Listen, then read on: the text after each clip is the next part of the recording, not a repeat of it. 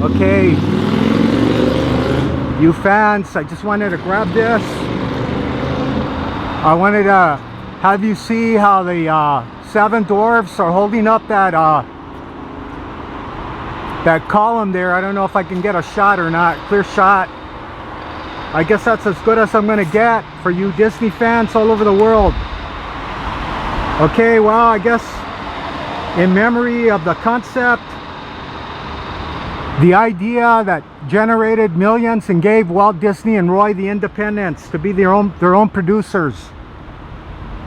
Okay, the Seven Dwarfs: Grumpy, Doc, Happy, Sleepy, Bashful, Sneezy, and Dopey.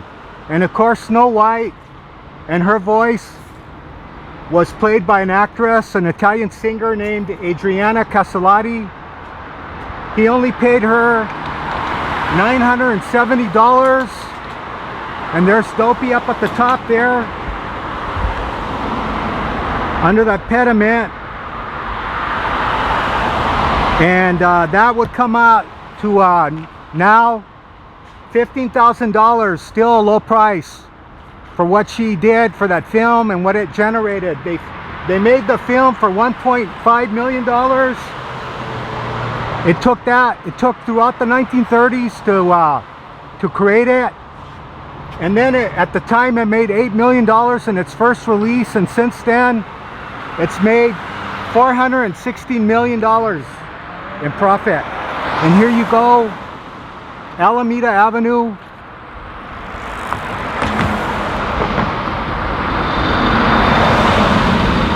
In the studio that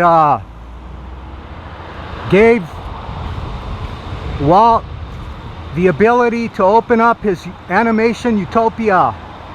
Get a load of those little Mickey Mouse flourishes at the top of the gate. And it's a Saturday, and there's a statue of the great man himself, Walt Disney. All the millions of adults and children he made happy. And I guess he's pointing up to the statues of the Seven Dwarfs.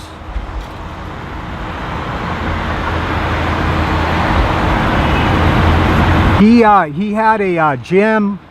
He made it where his animators could order up food to their desks.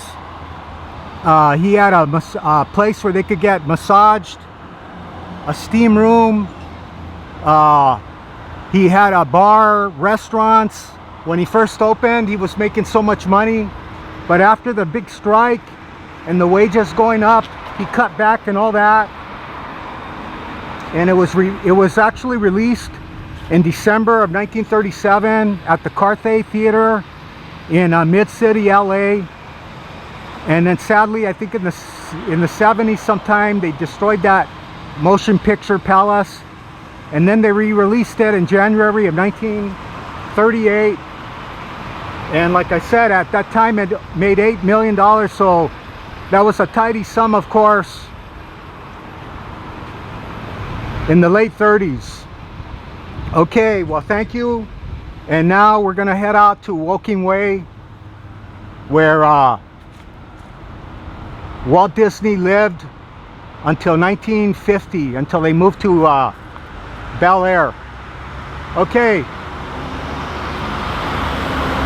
Long live Snow White and the Seven Dwarfs and that wonderful music. And I just want to say Frank Churchill, the composer of those wonderful songs, Whistle While You Work, he suffered from mental depression, and he sadly killed himself in 1942 for whatever that's worth. Okay, well, thank you for following me on this virtual tour of Walt Disney and the dream and the fantasy that he gave to the world. Okay, thank you.